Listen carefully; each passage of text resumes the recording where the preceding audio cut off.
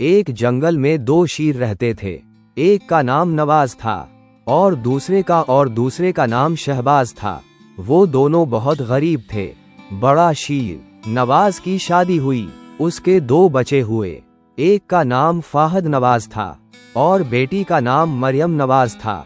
दूसरा शेर शहबाज जिसकी शादी हुई और उसके भी दो बच्चे हुए।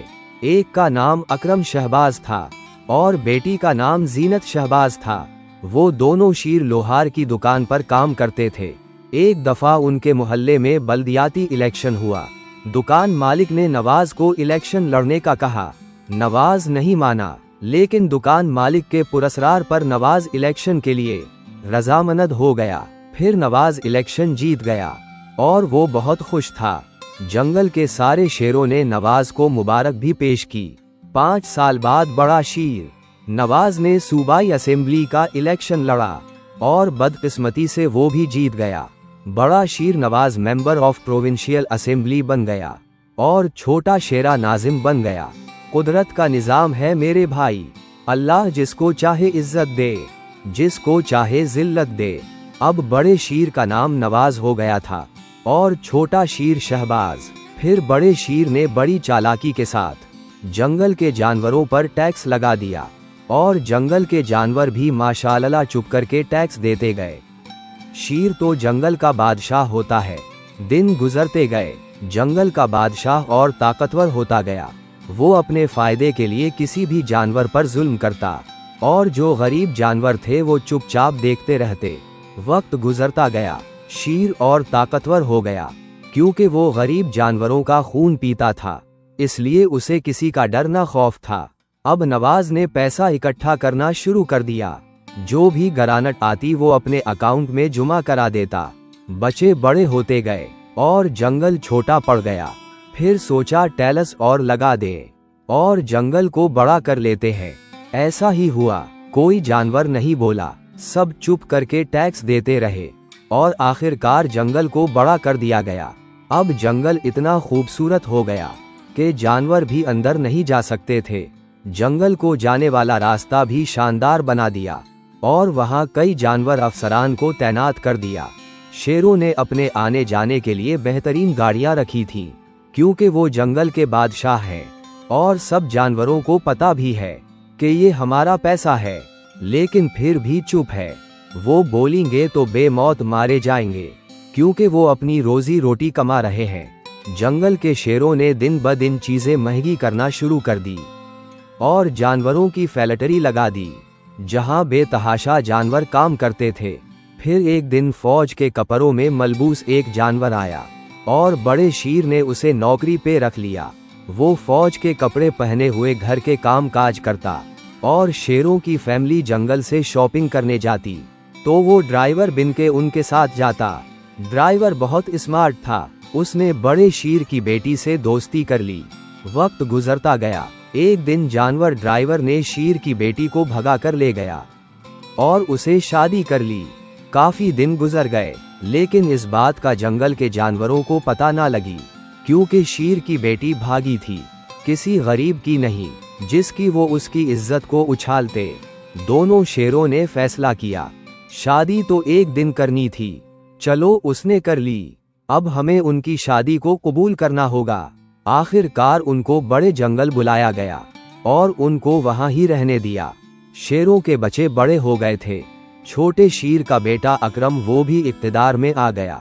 अकरम पढ़ा लिखा जानवर था, वो बड़ी यूनिवर्सिटी से पढ़ा था और वो उनका सहारा बन गया। बड़े शेरों को पता था अब यही हमारा वारिस है। बड़े शेर जब भी किसी बड़ी महफिल में जाते, वो अपने छोटे जानवर को साथ ले जाते ताकि उसकी भी जान पहचान हो सके। जंगल के जानवरों में भी शऊर पैदा हो रहा था। उनको भी पता चल गया था कि जंगल का बादशाह हमारा पैसा खा रहा है। अब उनको एक ऐसे शख्स की जरूरत थी जो जानवरों के दिल से डर का खौफ खत्म करे। टैक्स लगा के हर चीज महंगी कर दी थी और पैसा बैरून मुल्क भेज दिया गया। वहाँ प्रॉपर्टी खरीद ली और बहुत कुछ बैरून मुल्क से कर्जा लेते और अपने जंगल बना लेते। फिर एक दिन रंगीन कपड़ों में एक जानवर आया। उसने शेरों को कहा, अब ये धोखाबाजी नहीं चलेगी, तुम्हें ये काम छोड़ना होगा। लेकिन शेरों की आकड़ ने इन्हें बात ना मानने दी। लेकिन रंगीन कपड़े वालों का शेरों को पता नहीं था। उसने अपने सरदार जानवर से बात की और शेरों का तख्ता उल्टा के रख दिया। फिर कुछ शेर जेल में और कुछ बैरून मुल्क भाग गए। रंगीन कपड़े वाले ने एक बाहर से जानवर मंगवाया। वो जानवर बहुत पढ़ा लिखा था। उस जानवर को सब पता था कि जंगल का शेर पकड़ा गया है। रंगीन कपड़े वाले ने उसे कहा, तुम एक तंजीम बनाओ, हम तुम्हारे साथ हैं, जैसा हम कहते हैं वैसा ही करो। बैरूनी जानवर वैसा ही करता गया और आखिरकार इलेक्शन जीत गया। बैरून मुल्क जानवर ने छोटे जानवरों का साथ दिया, उनके हक के लिए आवाज बुलंद की। लेकिन ये इतनी देर चलने वाला नहीं था, क्योंकि बैरूनी जानवर के पास पैसा नहीं था और जो पैसा इलेक्शन पर लगा वो रंगीन कपड़े वालों ने लगाया था। वो अपना पैसा सूद समेत वसूल करना चाहते थे। ऐसा ही हुआ, जो जंगल के पहले शेरों ने किया था वही इस बैरूनी जानवर ने कर दिया। लेकिन इस बैरूनी जानवर के आने का एक फायदा हुआ। जंगल के सभी पढ़े लिखे जानवरों में शऊर पैदा हो गया। अब इन्हें अच्छे बुरे की तमीज हो गई थी। जंगल के जानवरों के दिल से खौफ खत्म हो गया था। सब जानवरों का दिमाग भी चलना शुरू हो गया। अब जानवरों को पता चल चुका था कि असल चोर कौन है, लेकिन चोर को पकड़ने की हिम्मत कौन करेगा? जंगल के जानवरों को कौन समझाएगा? बैरूनी जानवर के साथ भी एक ऐसा जानवर खड़ा था जो अपना पैसा वसूल करने के लिए किसी भी हद तक जा सकता था। फिर एक दिन जंगल से मीठा चोरी हो गया। पूरे जंगल में मीठा महंगा हो गया। जो भी मीठा लेने जाता उसका रेट दिन ब दिन बढ़ जाता। सारे जंगल के जानवर तंग आ गए। एक दिन एक पढ़े लिखे जानवर ने उस चोर को नकाब पोश कर दिया और मीडिया पर, सोशल मीडिया पर वायरल कर दिया। लेकिन बैरूनी जानवर ने उसे बैरून मुल्क भगा दिया और जो केस जंगल की अदालत में हुआ उस केस की आज तक सुनवाई नहीं हुई। जंगल के बादशाह बैरूनी जानवर ने सियासत खेली और जंगल के जानवरों का ध्यान किसी और तरफ कर दिया ताकि वो ये सब भूल जाए। रंगीन कपड़े वालों ने अपना पैसा दोनों हाथों से वसूल किया। एक दिन जंगल के बादशाह ने पैसा वसूल करने की तरकीब लगाई। जंगल में एक डैम बनाया जाए जिसका पानी पूरे जंगल में जाए, लेकिन इस डैम को बनाने में अरबों रुपए लगेंगे। जंगल के जानवरों ने सोचा, इसमें हमारा ही फायदा है, हमसे जितना हो सकेगा हम पैसा देंगे। 1 महीने का टाइम दे दिया गया और अकाउंट नंबर जानवर अफसर का दिया, जो बहुत ही बड़ा अफसर था। जब सारे जंगल के जानवर पैसे जुमा करवाते गए और दिन करीब आते गए, आखिरी दिन थे, वो अफसर सारे पैसे लेकर बैरून मुल्क चला गया और हमारे जंगल का बादशाह चुप बैठा रहा, क्योंकि वो पैसा जंगल के जानवरों का था, उसका थोड़ी था। इस दौरे हुकूमत में जंगल के जानवरों का बहुत नुकसान हुआ, लेकिन किसी जानवर ने इसके खिलाफ आवाज नहीं निकाली। अंधाधुंध महंगाई की और जंगल की आवाम के पैसे पर ऐयाशियां की। जंगल की आवाम पर रंगीन कपड़े वालों का डर था, कहीं वो इन्हें उठाकर ना ले जाएं। फिर बैरूनी बादशाह ने जवान जानवरों के दिलों पर राज किया। उसने जवान जानवर की औरतों को आज़ाद ख्याल बनाया, अपने हक के लिए लड़ना सिखाया। वो जानवर औरतें अपने जंगल से निकलते और सड़कें बंद कर देती। कभी ये नहीं देखा हम कहाँ हैं और क्या कर रही है। जानवर औरतों के दिलों से डर को ख़त्म किया। बहुत नुकसान हुआ, जानवर औरतों की इज़्ज़तें भी लूट गई, लेकिन बैरूनी जानवर को ज़रा भी फर्क नहीं पड़ा। वक्त गुजरता गया, जंगल की आवाम पर कर्जों का बोझ चढ़ता गया, लेकिन ये बोझ कहाँ कम होने वाला था।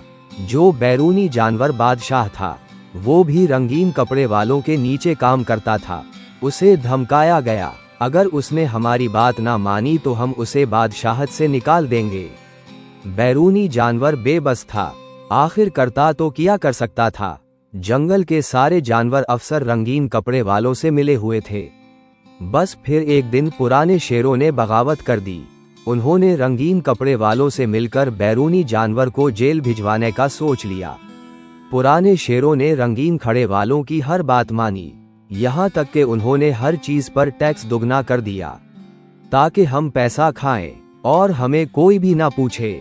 फिर वही हुआ, पुराने शीर बैरूनी जानवर पर हावी हो गए और करप्शन करके पुराने शीर इलेक्शन जीत गए। लेकिन जो बैरूनी जानवर के सपोर्टर्स थे वो इस इलेक्शन को मानने के लिए तैयार नहीं थे। जो सुपर पावर रंगीन कपड़े वाले थे उन्होंने मनूई, यही अब तुम्हारा बादशाह है। फिर जंगल में वही काम शुरू हो गया, महंगाई और बढ़ गई, तरक्याती काम ना होने के बराबर हो गए, जंगल अधूरा सा हो गया। गरीब जानवर 2 वक्त की रोटी के लिए तरसते रहे, ना जंगल में सुकून ना काम मिलता, यहाँ तक कि वो अपने हक के लिए एहतजाज भी नहीं कर सकते। गरीब जानवर दिन ब दिन बैरून मुल्क जाने लगे, वो अपना प्यारा जंगल छोड़ने पर मजबूर हो गए। आखिरकार 30% जानवर मुल्क गिर हो गए। अब जंगल में बस उनका ही राज है। पुराने शीर बूढ़े हो गए हैं। शेरों ने अपने जानवर बेटों को आगे कर दिया। अब तुम्हारी बारी है, लौट लो जंगल को जैसे हमने लूटा है, लौट लो जंगल को जैसे हमने लिटा है। अगर आपको मेरी कहानी पसंद आई है तो लाइक, शेयर, सब्सक्राइब कर दे। अल्लाह आपको ऐसी अच्छी अच्छी कहानियाँ सुनना नसीब करे। आमीन।